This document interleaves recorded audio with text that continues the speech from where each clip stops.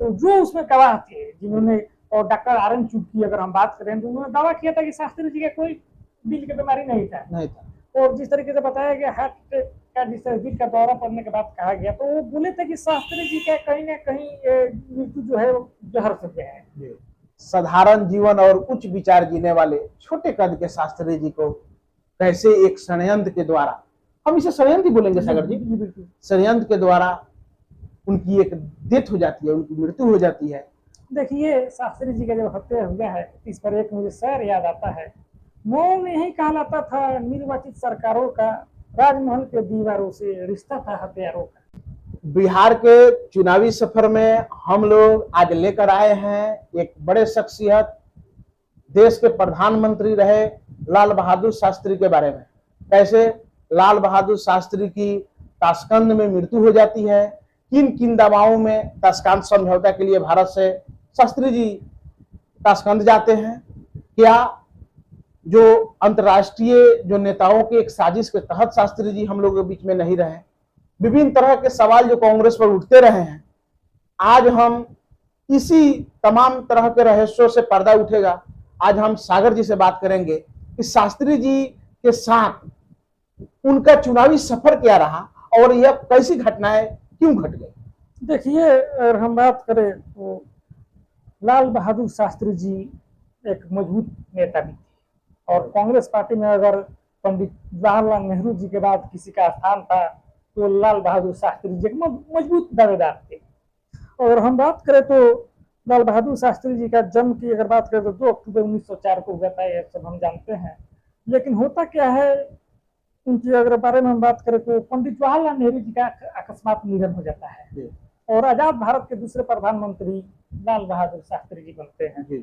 और लाल बहादुर शास्त्री जी के प्रधानमंत्री बनते हैं तब भारत और पाकिस्तान का युद्ध शुरू हो जाता है। इसे जो कहें सहयोग कहें या प्रयोग कहें, जो कहें, जब शुरू युद्ध होता है उस समय विदेशी दबाव जो है लाल बहादुर शास्त्री जी के ऊपर आ जाता है। उस समय आज का भारत और उस समय के भारत में बहुत अंतर था। उस समय आजादी के तुरंत बाद भारत उभर रहा था, और जब उन पर दबाव आ जाता है, समझौते के लिए दबाव आ जाता है, और यहीं से कहानी शुरू होता है कि लाल बहादुर शास्त्री जी का निधन हुआ था या प्रयोग था या सहयोग था।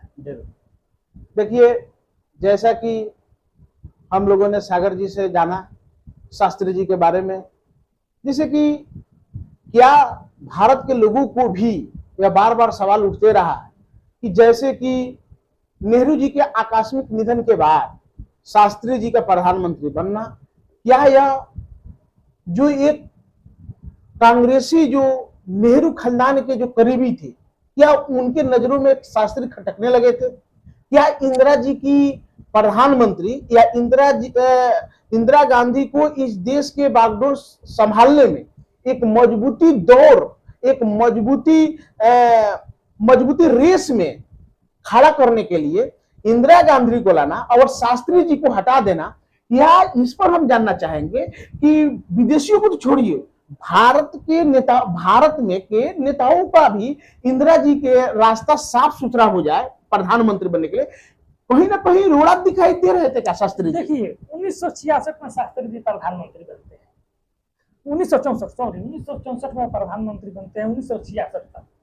और जो होता है युद्ध भारत पाकिस्तान के बीच शुरू हो जाता है, और जो उस समय दबाव विदेशों से आने लगा, और उस समय सोवियत संघ था, उस समय जब और देश हो गए, अन्य देशों से दबाव आने लगा, तो शास्त्री जी एक मजबूत नेता भी थे और एक मजबूत दिल के भी इंसान थे। जरूर। और होता क्या है, वो ताशकंद समझौते के लिए जाते हैं। उस समय अगर ताशकंद, अगर हम समझौते की बात करें तो ताशकंद समझौते के लिए भारत का जो युद्ध हुआ था 1965 में, तो ताशकंद समझौते के लिए जाते हैं।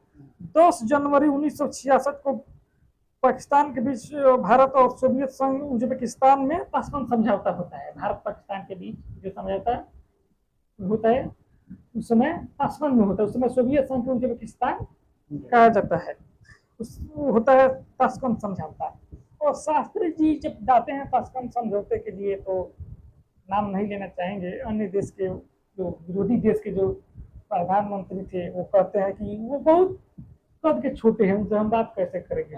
तो शास्त्री जी कहते हैं वो फर्क इतना रहेगा कि वो सर झुका कर बात करेंगे, मैं सर उठा कर बात करूंगा। और जब शास्त्री जी जाते हैं उनके साथ एक डॉक्टर जाते हैं, डॉक्टर आर.एन. चुग, जो उनके डॉक्टर थे, आर.एन. चुग चुग जी जी डॉक्टर थे, और उनके एक सहायक थे, सर्वेंट थे, रामनाथ सिंह का नाम। जी जी तो शास्त्री जी जाते हैं, तो शास्त्री जी के वहां से जाने से होता है 10 जनवरी 1966 को ताशकंद समझौता होता है युद्ध विराम के शर्तों के साथ। जी और उनके बेटे अनिल शास्त्री ने बताया था कि जिस तरीके से एक प्रधानमंत्री का प्रोटोकॉल होना चाहिए वहां पर, वो नहीं था सुरक्षा को लेकर। एक सुनसान जगह पर उनके रहने का व्यवस्था किया जाता है, माने जिस तरीके से एक प्रधानमंत्री का प्रोटोकॉल रहने का चाहिए तो उस तरह से नहीं था। वहां पर वो जाते हैं, शहर से 18-20 किलोमीटर दूर उनका रहने का व्यवस्था किया जाता है। जी जरूर। और शास्त्री जी वहां पर जाते हैं। 10 जनवरी 1966 को ताशकंद समझौता होता है, और उसके तुरंत बाद रात की अगर हम बात करें तो 11 जून की कुछ ही घंटे हुए थे, और खबर आता है कि शास्त्री जी नहीं रहे।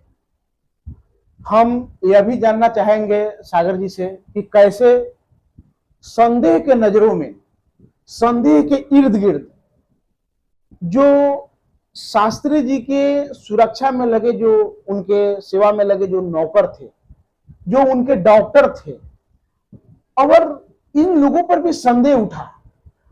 उसके बाद हम यह भी जानना चाहेंगे सागर जी से कि जब एक देश का वजीर आजम जब दूसरे देश में जाता है तो उसका एक प्रोटोकॉल होता है। जैसे कि हम अपने व्यूअर्स को साफ शब्दों में सागर जी अगर कहना चाहें कि जैसे ही हमारे ही घरों में कि कोई भी आगंतुक आता है तो उसके लिए थोड़ा विशेष सावधानी बरतते हुए उनको स्वागत किया जाता है। उसी तरह हमारे देश के एक मजबूत शख्सियत जो दूसरे देश में जाते हैं और वहां उनका प्रोटोकॉल नहीं पालन किया जा रहा है, तो उसी समय से कहीं ना कहीं संदेह का शक सुई घूमना शुरू हो जाता है। उसके बाद जैसे डेट गई शास्त्री जी का जब इंडिया आना, और इंडिया आकर यहाँ शायद पोस्टमार्टम नहीं हुआ था, तो उसके बारे में आप क्या कहेंगे? होता क्या है, लाल बहादुर शास्त्री जी जब जाते हैं तो उनके साथ डॉक्टर उनके आर.एन. चुग थे, उनके सर्वेंट रामनाथ थे। और जो बताया जाता है जब वो सोवियत संघ के उस समय ताशकंद में जब थे, तो जब वो युद्ध विराम के समझौता जब किए तो बहुत से उनके कॉल जाने लगा कि जो है युद्ध के बारे में लोगों के गलत जो है संदेश आ गया भारत में, लोग उससे नाराज थे बताया जाता है युद्ध विराम से। तो घर पर बात अपने मित्रों से एक साथ बात कर रहे थे, क्या युद्ध मैंने विराम किया, इसका क्या परिणाम है। लेकिन एक बात वो बोले थे, मैं भारत आकर बहुत बड़ा एक खुशखबरी देने वाला हूँ। तो उस समय कहा जाता है कि जो सुभाष चंद्र बोस जी के बारे में कहा जाता है, एक तस्वीर भी आया था, आप देखिएगा कि सुभाष चंद्र बोस ताशकंद समझौते में थे, और बताया जाता है कि नामी बाबा बने, इसके बारे में हम बाद में चर्चा करेंगे। अभी हम शास्त्री जी की मृत्यु पर ही बात करें। तो जब शास्त्री जी की मृत्यु होता है तो शो जो है उनका आनंद फानंद में घर लाया जाता है, और शो में जो था नीले शो पड़ गया था, और परिवार वाले बार बार कहते थे कि शास्त्री जी को जहर देकर मारा गया है, शरीर नीला पड़ गया है, पट के कहीं निशान भी थे। तो इस तरीके से बताया जाता है, उनके परिवार वाले इस बात को मांग करते हैं। लेकिन शास्त्री जी कोई आम इंसान थे नहीं, वो देश के प्रधानमंत्री थे, तो परिवार वाले से ज्यादा पार्टी वाले का उन पर अधिकार था। तो इस तरीके से पोस्टमार्टम नहीं कराया जाता है, और उनका आनंद फानंद में अंतिम संस्कार कर दिया जाता है। तो अनिल शास्त्री जी के बेटे हैं, रिकॉर्ड में है। वो प्रश्न उठाया था कि जो शास्त्री जी जब वहां पर गए थे, प्रधानमंत्री का जो प्रोटोकॉल होना चाहिए था वो नहीं था। और बताया जाता है कि जब शास्त्री जी की जब निधन होती है उस समय वो एक कैमरा मैन गया था वीडियोग्राफर, तो उसको नहीं लिए, तो बाहर से पर्दे के पीछे से वीडियो किया था रिकॉर्ड, जिसमें शास्त्री जी चलते हुए दिख रहे हैं, आते जाते दिख रहे हैं, वो जगे हुए थे रात को। तो अपन डॉक्टर से बोलते हैं ठीक है आप जाइए, अपन सो जाइए, रहते। तो वहां पर शास्त्री जी रूम में थे, और शास्त्री जी को जो रसोईया वहां का था, वो शास्त्री जी को बताया जाता है कि शास्त्री जी एक चीज, और जब गए थे तो 2 चीज अपने साथ लेकर जाते थे, एक था थर्मस और दूसरा था एक डायरी जो कुछ लिखते थे। तो ना उनको परिवार वाले के निधन के बाद ना उनको थर्मस मिला ना वो डायरी मिला, यानी थर्मस और उनका डायरी कुछ नहीं मिलता। और उनके बेटे बतौर जो उनके बेटे जो अनिल शास्त्री, वो प्रश्न उठाते हैं कि जो शरीर का नीलापन, तो आर.एन. चुग बताते हैं जब सोए हुए थे तो सपने में देखते हैं कि शास्त्री जी अब नहीं रहे, तब तक गेट पर कोई जाता है, बोलता है कि शास्त्री जी, मेरे आर्यन चुक जाते हैं, देखते हैं तो शास्त्री जी का निधन हो जाता है। तो आर्यन चुक जाते हैं, रामनाथ जी उनके साथ दूसरे थे, वो बताते हैं कि शास्त्री जी जब जाते हैं तो वो उनके सीने में दर्द था, वो बार बार अपने सीने में दर्द था बता रहे थे, जो बेचैनी में थे, जो थर्मस था उसके तरफ इशारा बार बार कर रहे हैं, और शास्त्री जी को सुला दिया जाता है, उनका वहां पर निधन हो जाता है। बताया जाता है इस तरीके से। अब जानते ही हैं कि किसी का वहां पर तो कोई उसका पुख्ता सबूत था नहीं, शास्त्री जी निधन हो जाता है। परिवार वाले प्रश्न उठाते हैं कि जहर था, कोई बोलता है थर्मस में जो जहर था वो बताया जाता है। और रसोइया जो था उसको गिरफ्तार भी किया जाता है विदेश का। जी तमाम मुरारजी देसाई जब जनता पार्टी की सरकार बनती है तो इस केस को खोला जाता है। जैसा कि हम अपने व्यूअर्स को कहेंगे कि मनमोहन सिंह जो प्रधानमंत्री बने कांग्रेस के द्वारा, कांग्रेस के सदस्य थे, कांग्रेस के मेंबर थे, और कांग्रेस के द्वारा गैर नेहरू परिवार से हटकर मनमोहन सिंह को, और मनमोहन सिंह से पहले कांग्रेस पार्टी में अगर कोई प्रधानमंत्री का दावेदार मजबूती से पेश किया था और बने भी प्रधानमंत्री, तो उसमें लाल बहादुर शास्त्री जी थे। शास्त्री जी के सुपुत्र अनिल शास्त्री जी भी बार बार सवाल के घेरे में इंदिरा जी भी आती रही, कांग्रेस के कई एक नेता भी आते रहे, और विदेश में जो उनको प्रोटोकॉल के द्वारा जो भी उनको मान सम्मान नहीं दिया गया, ये पूरे भारत के लोग जब ये इसको जाने समझे महसूस किए तो आक्रोश तो दिखा ही दिखा।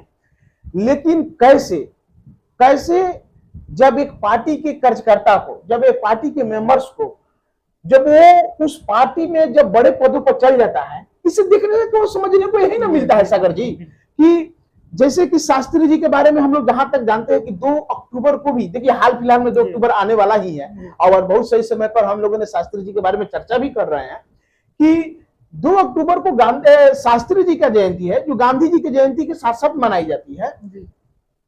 उनको हटाने के लिए विदेशी शक्तियों ही नहीं, इस देश के बहुत से कांग्रेसी नेताओं ने भी, और इंदिरा जी भी कहीं ना कहीं सबके कटघरे में खड़े हुए दिखाई देती रही। होता क्या है, और मोरारजी देसाई जो प्रधानमंत्री जब बनते हैं तो इस प्रक्रिया को लेकर क्या उनका रुख रहता है, यह हम सागर जी से जानेंगे। जब शुरू होता है जी, तो जो उसमें गवाह थे जिन्होंने, और डॉक्टर आर्यन चुग की अगर हम बात करें तो उन्होंने दावा किया था कि शास्त्री जी का कोई दिल की बीमारी नहीं था।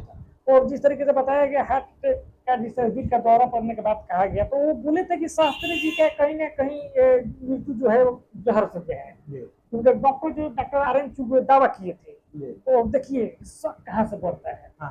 और एक उनके जो सेवादार थे, सर्वेंट जिन्हें कहा जाता है रामनाथ, वो भी ये दावा किए थे कि वो इशारा थर्मस की तरफ बार बार कर रहे थे, और जिस तरह थर्मस की तरफ कुछ इशारा बता रहे थे, कर रहे थे। तो होता कि जब गवाही जब शुरू होता है तो गवाही के कुछ देर पहले डॉक्टर आर्यन चुग अपने परिवार के साथ एक कार से जा रहे थे। वो थे, उनकी पत्नी थी, बेटा था और बेटी थी। तो उस कार को एक ट्रक आता है और खच्चे में जाकर चला जाता है, यानी डॉक्टर चुग के परिवार। जी बिल्कुल। और डॉक्टर आर्यन चुग का परिवार पूरा साफ हो जाता है। बताया जाता है कि बेटी या बेटा जिंदा थे या नहीं, मतलब पूरा परिवार डॉक्टर आर्यन चुग अपने पत्नी समेत, बेटा बेटी समेत समाप्त हो जाते हैं। वो ठीक है, डॉक्टर आर्यन चुग समाप्त हो जाते हैं, भी हटाइए क्योंकि दुर्घटना हो सकता है। लेकिन रामनाथ जो थे उनके साथ भी यही होता है। उनको भी एक कार से जा रहे थे, उनको भी एक ट्रक आता है पर खच्चे उड़ा के चला जाता है। इसे संयोग कहे या प्रयोग कहे या दुर्भाग्य कहे, वो आधा खत्म हो जाता है। तो गवाही देने वाला कोई रहता नहीं है।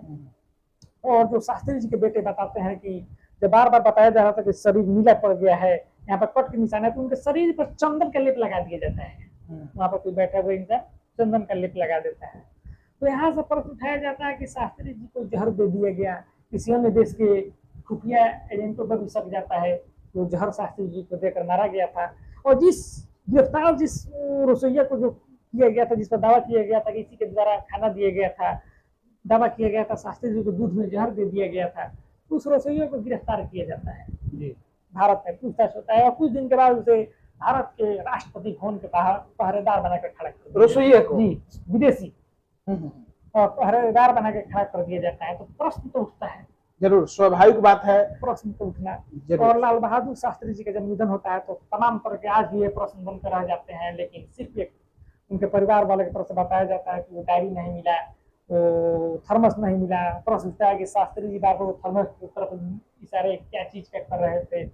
शास्त्री जी के जो गवाह थे, जो उनकी मृत्यु हो जाना, मृत्यु कहे, हत्या कहे, जो कहे, दुर्घटना कहे हो जाना, परिवार वाले की तरफ से बार बार प्रश्न उठाया जाता था। और उस समय शास्त्री जी एक बड़े शख्सियत भी थे। जरूर। और आरोप लगा कि विदेशी जो एजेंट जो थे, खुफिया एजेंट, जो जिस तरह से अगर हम बात करें हर देश का अपना एक रहता है, उन पर भी आरोप लगता है कि हत्या करा दिया गया था शास्त्री जी का। कुछ लोगों ने भारत में ही आवाज उठा दिया कि पार्टी के अंदर ही कुछ लोग नहीं चाहते थे कि शास्त्री जी, इस तरीके से प्रश्न कोई उठता रहता है। और देखिए, जैसा कि हमने सागर जी के से जाना, साधारण जीवन और उच्च विचार जीने वाले छोटे कद के शास्त्री जी को कैसे एक षड्यंत्र के द्वारा, हम इसे षड्यंत्र बोलेंगे सागर जी, षड्यंत्र के द्वारा उनकी एक डेथ हो जाती है, उनकी मृत्यु हो जाती है। और उनके जो प्रमुख उसमें जो गवाह थे, चाहे वो डॉक्टर चुक हो या नामनाथ जैसे नौकर हो या अन्य सहायक लोग। देखिए एक चीज और आप देखे होइएगा, किसी भी इंसान का अगर मृत्यु होता है तो उसका पोस्टमार्टम कराया जाता है। सोचिए देश के प्रधानमंत्री युद्ध के दौरान किसी अन्य देश में जाते हैं, वहां पर उनका निधन हो जाता है, परिवार वाले लोग बार बार प्रश्न उठाते हैं कि पोस्टमार्टम कराया जाए, लेकिन नहीं कराया जाता है। और परिवार वाले की भी, वो प्रधानमंत्री पहले देश के थे, तो परिवार वाले से ज्यादा प्रभाव तो पार्टी के ऊपर था। देखिए सागर जी, आपने सही कहा।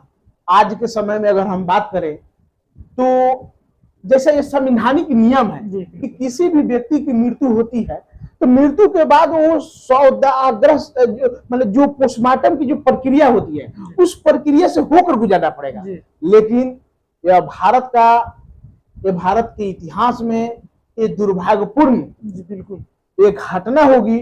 यह आने वाली पीढ़ियां जरूर पूछती रहेगी कि शास्त्री जी जो एक साधारण परिवार से आते हुए इस देश के सर्वोच्च पद पर पहुंचते हैं और ताशकंद में मृत्यु हो जाने के बाद अपने देश में पोस्टमार्टम कर उस मृत्यु का जांच पड़ताल न कर पाना, कहीं ना कहीं यह दुर्भाग्यपूर्ण है। और आने वाला कल यह सवाल उठता रहेगा। कांग्रेस और कांग्रेस के नेता इन सवाल के इर्द गिर्द घिरे हुए हमेशा दिखते रहेंगे। देखिए होता क्या है, उसमें ताशकंद में जो सैंपल जो है ताशकंद में जो ले लिया जाता है, जी, क्योंकि सोवियत संघ को भी ये डर था कि दूसरे देश के प्रधानमंत्री के हमारे देश में अगर मृत्यु हो जाता है तो प्रश्न उठेंगे। हाँ, तो ब्लड सैंपल बताया जाता है कि लिया गया था, लेकिन उस ब्लड सैंपल का जो रिपोर्ट था वो आज तक नहीं आया। और बताया जाता है कि कट को जो निशान था उसी ब्लड सैंपल जो लिया गया था उसका था, लेकिन परिवार वालों को दावा कुछ और था, वो बार बार बताते थे।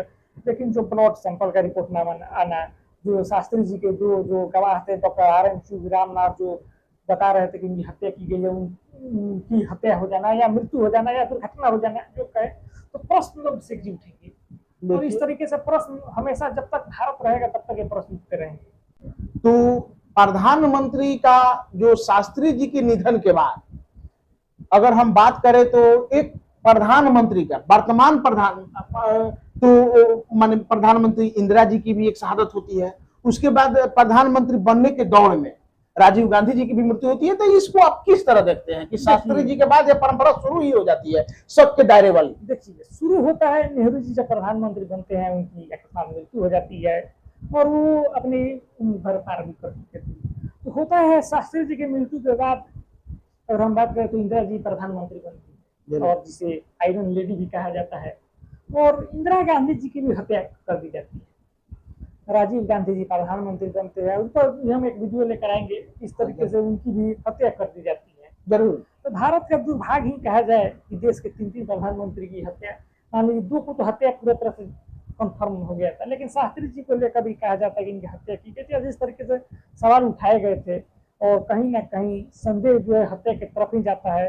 और कहा जाता है कि जो विदेशी खुफिया एजेंसी थी, विदेशी जो अन्य देशों की, वो कहीं ना कहीं शास्त्री लग रहा था कि शास्त्री जी के नेतृत्व में भारत कहीं मजबूत ना हो जाए। और एक सवाल ये भी उठता है कि लाल बहादुर जो थे, सुभाष चंद्र बोस जो थे, वो जीवित थे और उसका राज जो है ताशकंद में लाल बहादुर शास्त्री जी को पता लग गया था और बोलते कि भारत आकर में बहुत बड़ा खुशखबरी दूंगा।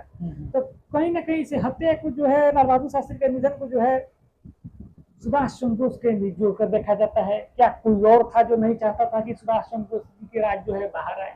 कि कहीं कहीं सागर जी यह भी देखने को मिलता है कि कांग्रेस की एक धारा के द्वारा जी कि शास्त्री जी अगर सुभाष चंद्र बोस जीवित होते जी तो आजाद भारत का एक नेतृत्व अलग ही दिशा में होता। जी बिल्कुल। इसको जैसे कि हम यह नहीं कर रहे हैं कि शास्त्री जी ने काम नहीं किया, शास्त्री जी ने तो जैसे कि हम यह नहीं कर रहे हैं कि कांग्रेस ने जब प्रधानमंत्री का बागडोर इस देश का बागडोर समझा नेहरू के रूप में, तो उसने उन लोगों ने काम किया, चाहे शिक्षा का क्षेत्र हो, स्वास्थ्य का क्षेत्र हो, औद्योगिक क्षेत्र हो, लेकिन सुभाष चंद्र बोस का भी एक तरह का आवाज उठते रहे हैं कि बागडोर अगर उनके हाथ में होता तो एक दिशा और गति अलग होती। देखिए मैं स्क्रीन पर मैं बताऊंगा, स्क्रीन पर हम दिखाएंगे कि तस्कन समझौते के समय तस्वीर आया था जो दावा किया गया था कि लाल बहादुर जो सुभाष चंद्र बोस जी थे, और सुभाष चंद्र बोस अपने परिवार वाले के साथ बात करते हुए जब परिवार वाले की तरफ से बोला जाता है कि देश के नागरिक बहुत नाराज हैं आपके तस्कन समझौते से, तो शास्त्री जी कहते हैं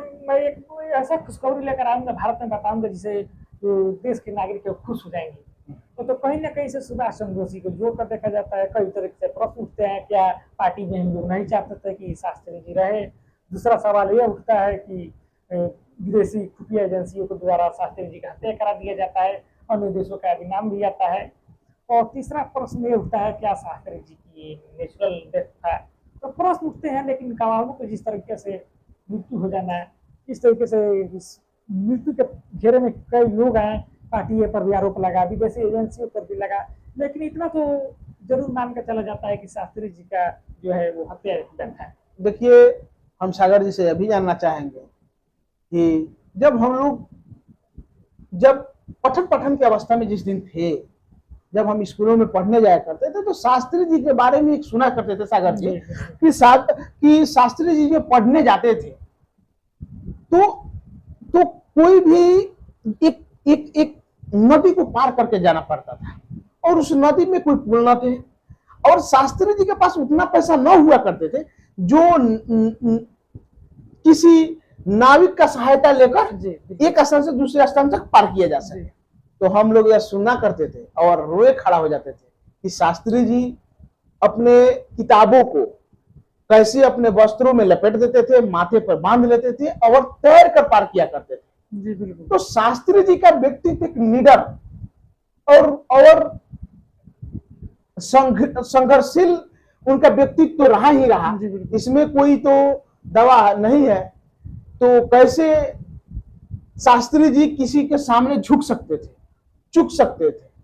और जहां तक बात है कि विभिन्न तरह के उनके मृत्यु को लेकर विभिन्न तरह के जो आवाजें उठती रही हैं, जो बातें उठती रही हैं, लेकिन एक तरफ भी यह भी आवाजें उठते रहे हैं उनके व्यक्तित्व को लेकर, उनकी साहस धैर्य को लेकर, साहसी शक्ति को लेकर। इस पर आप क्या कहेंगे? देखिए शास्त्री जी का एक बहुत प्रसिद्ध जो है नारा भी था, जय जवान जय किसान। तो शास्त्री जी एक साधारण परिवार से उभर कर उठे और देश के आजाद भारत के दूसरे प्रधानमंत्री बनते और संघर्ष कर कर आगे बढ़े जरूर।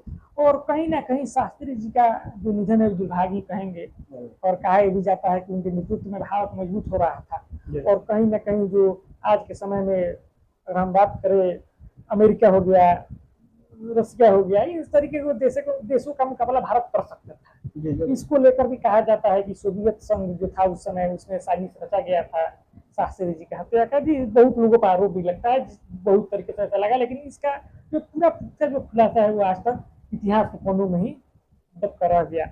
और शास्त्री जी का जिस तरीके से व्यक्तिगत अगर हम बात करें तो शास्त्री जी एक मुखर इंसान भी थे। और शास्त्री जी बताया जाता है बहुत ऐसे वहां से अगर आते, सोवियत संघ और ताशकंद से आते, तो बहुत ऐसे राज वो खुल जाते। और जैसे मैंने कहा कि सुभाष चंद्र बोस का तस्वीर हम दिखाएंगे स्क्रीन पर, दावा किया जाता है कि वो थे ताशकंद समझौते में मिले थे। तो इस तरीके से बहुत से रहस्य जो है बना हुआ है, और रहस्यों में ही शास्त्री जी, जैसा कि आपने सागर जी आपने कहा कि सुभाष चंद्र बोस मिले थे ताशकंद में। जी बिल्कुल, ऐसा दावा है। तस्वीरें भी आई थी, तस्वीर को हम स्क्रीन पर दिखाएंगे। और सुभाष चंद्र बोस का जो बताया जाता है कि प्लेन दुर्घटना जो बताया जाता है उसमें दावा किया जाता है जापान में हुआ ही नहीं था। लाल बहादुर जो सुभाष चंद्र बोस जी थे उनका शव जो मिला ही नहीं था, इसका रिपोर्ट में था ही नहीं उनका नाम, जो मृत्यु है। तो बताया जाता है कि सुभाष चंद्र बोस जो गुमनामी दावा के नाम से जाने जाते थे, वो 1992 के आसपास बताया जाता है उनकी मृत्यु हुई। भारत के विभिन्न जगहों पर है। इस तरह गुमनामी दावा पर हम वीडियो लेकर आएंगे तो उस बारे में हम चर्चा करेंगे। तो कहीं न कहीं शास्त्री जी का निधन जो है तो सुभाष चंद्र बोस जी भी जो नेताजी जी से भी जोड़कर देखा जाता है और ताशकंद में दावा किया जाता है कि मिले थे। और जो बात बताए थे परिवार वालों की कि जब मैं आऊंगा तो ऐसा खुशखबरी दूंगा कि देश के जो नागरिक थे वो प्रसन्न हो जाएंगे। जैसा कि हम यह भी कहेंगे सागर जी, अगर कुछ एक घटनाओं को छोड़ दिया जाए तो भारत का एक प्राचीन इतिहास रहा है, जो एक गौरवशाली परंपरा रही है। जब से भारत पे विभिन्न तरह के अन्य अन्य देशों का और यहाँ के शासक वर्गों का जो कुछ कमियां रही हैं, जिन कमियों के लुत्फ उठाते हुए बाहरी शक्तियों का प्रभाव जो भारत में जब से रहा है, तो एक किसी न किसी, अगर हम गुलाम भारत की बात करें और आजादी के बारे में बात करें, तो विदेशी शक्तियों को एक ईर्ष्यालु नजर भारत पर रहा है। जी बिल्कुल। चाहे भारत में किसी की भी सरकार रही हो, कांग्रेस की सरकार हो, भाजपा की सरकार हो या समाजवादियों की सरकार रही हो, भारत जो अपने कमियों को दूर करने के, भारत में जब से संवैधानिक प्रक्रिया संविधान लागू हुआ और संविधान के दायरे में स्वतंत्रता, समता और बंधुत्व के परिपाटी को लेकर भारत ने जब से आगे बढ़ना शुरू किया है, तो मुझे यह भी मानना, मैं अपने व्यक्तिगत मैंने एक सोच समझ मैं बताना चाहूंगा कि यह विदेशियों की नजर बार बार आती है भारत, क्योंकि हमारे साथ ही पाकिस्तान आजाद हुए थे, हमारे साथ ही कुछ एक वर्षों के बाद बांग्लादेश आजाद हुआ था। इन लोगों की स्थिति देख लीजिए और हमारी स्थिति देख लीजिए। भारत की जो भी गणना है या इन देश के नागरिक भी सोशल मीडिया में अपने व्यक्तित्व देते हुए दिखाई देने लगते हैं।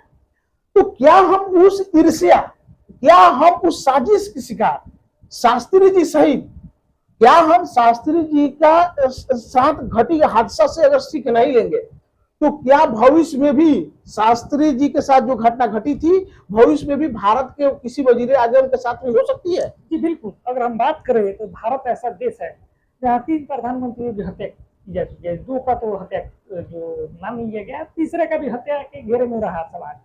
तो भारत में कहीं ना कहीं उस समय होता क्या है कि जो तीनों, अगर हम प्रधानमंत्री की बात करें मृत्यु की, तो एक की मृत्यु की अगर हम बात करें तो श्रीलंका को लेकर जो हो जाता है, नीचे जो संकट में उसके नाराजगी और उनसे विवाद की वजह से होता है।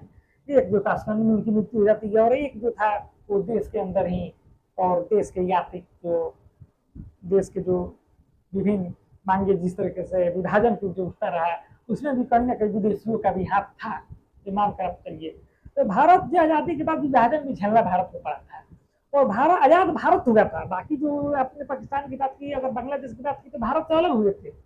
आजाद भारत है कि ये देश तो कभी गुलाम हुए ही नहीं थे, ब्रिटिश भारत के गुलाम था। तो कहीं ना कहीं भारत जिस तरह से विभाजन का जो विभाजन झेला, उसके बाद प्रधानमंत्री का हत्या झेला, उसके बाद भारत आपसी जो विवाद भारत में हुई, जिस तरीके से पार्टियों का बनना हो गया, पार्टियों का टूटना हो गया, लोकसभा में सरकार गिरना, सरकार के बनना, और जिस तरीके से भारत में जो है दर्द झेला आजादी के बाद, वो कहीं ना कहीं और ज्यादा हो गया था। हम सागर जी से, शास्त्री जी से जुड़ी कुछ पंक्तियों के बारे में हम जानना चाहेंगे, आप बताइए सागर जी। देखिए, शास्त्री जी का जब हत्या हुआ है, इस पर एक मुझे शेर याद आता है। मौन यही कहलाता था निर्वाचित सरकारों का, राजमहल के दीवारों से रिश्ता था हथियारों का। जिस तरीके से कावाबू का मृत्यु होना, या जिस पर आरोप था उसे रसोईया जिसका आरोप लगा था, वो भारत के राष्ट्रपति भवन पर जो पहरेदार बन जाता है, तो कहीं ना कहीं सारा कुछ और कर रहा था। हम अपने व्यूअर्स को बताना चाहेंगे, भारत की संस्कृति, भारत की गौरवशाली परंपरा किसी एक रंग की नहीं हो सकती है, किसी एक खास वर्ग की नहीं हो सकती है, किसी एक खास समुदाय की नहीं हो सकती है। भारत में रहकर हम एक किसी खास भाषा को बढ़ावा नहीं दे सकते हैं, खास पहनावा को बढ़ावा नहीं दे सकते हैं, खास खान पान को बढ़ावा नहीं दे सकते हैं। विविधता में एकता की बातें जो करेगा वही भारत को आगे बढ़ाने की दिशा में लेकर आगे बढ़ सकता है। एक और बात कहेंगे, शास्त्री जी के साथ किसी अन्य अलग अलग हम और शख्सियत और उनसे जानेंगे, अनसुने कहानियां, उनके बारे में घटी कहानियों के बारे में चर्चा करेंगे। अगले एपिसोड में हम फिर किसी एक खास महापुरुष के साथ आपसे रूबरू होंगे। इससे पहले मैं एक बात बोलना चाहूंगा, कल और आएंगे नगमों की खिली कलियां चुनने वाले, मुझसे बेहतर कहने वाले, आपसे बेहतर सुनने वाले। जी बहुत बहुत धन्यवाद आप सभी दर्शकों का, और आप इसी तरीके की खबरों के लिए और इसी तरीके से रहस्यमयी और पुराने खबरों के लिए और वर्तमान में जो बिहार में चुनाव है इस तरीके के खबरों के लिए देखते रहिए द यूथ वॉइस 24 युवा आवाज के साथ। हम इसी तरीके के खबरों लेकर आते रहेंगे। अगर आप द यूथ वॉइस 24 को यूट्यूब पर देख रहे हैं तो चैनल को सब्सक्राइब जरूर कर लीजिए। अगर आप फेसबुक पेज पर देख रहे हैं तो द यूथ वॉइस 24 को फॉलो जरूर कर लीजिए। मिलते हैं अगले न्यू वीडियो में। वीडियो देखने के लिए धन्यवाद।